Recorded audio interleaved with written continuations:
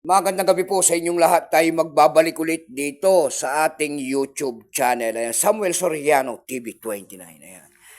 Para mayroon naman tayong kasi pang pag-uusapang barya guys. At ito po ay barya po ng Italy. Ayan, pera po ng Italy ang ating pag-uusapan sa gabing ito.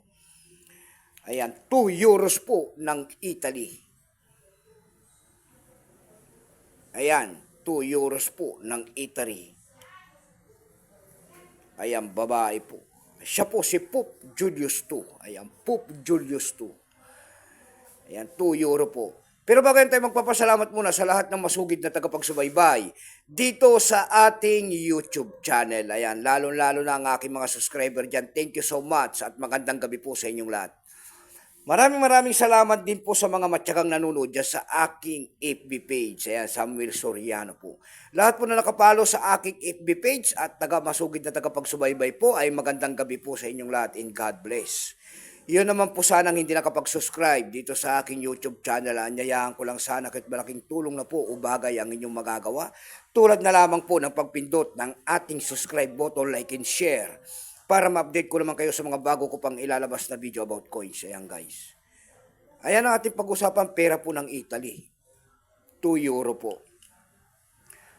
Kung ano materyales ang ginamit sa barya na yan guys, yan po ay bimetallic nickel brass, glad nickel, sinter and copper nickel ring. Ayan.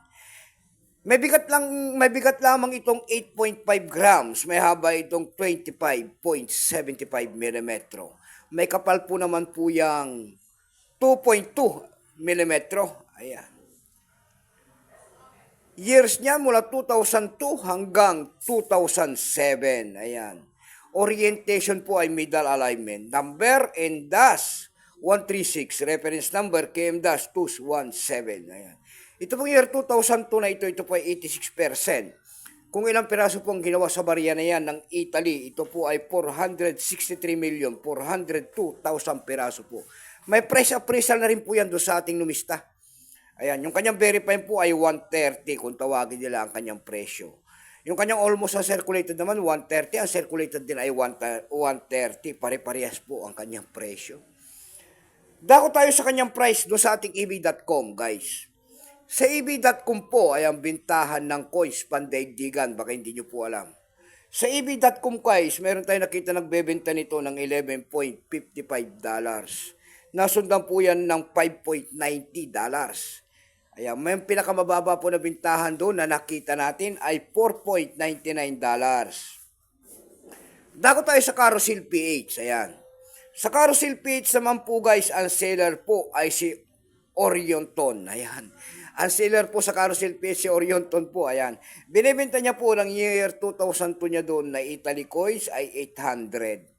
Meron naman tayo nakita nagbebenta doon ng 250 pesos. Yung pinakamababa po na bintahan niya ay 200 pesos na ating nakita. Ayan lamang po ang ating may babaging kanyang presyo po. Keep safe po sa inyo lahat and God bless.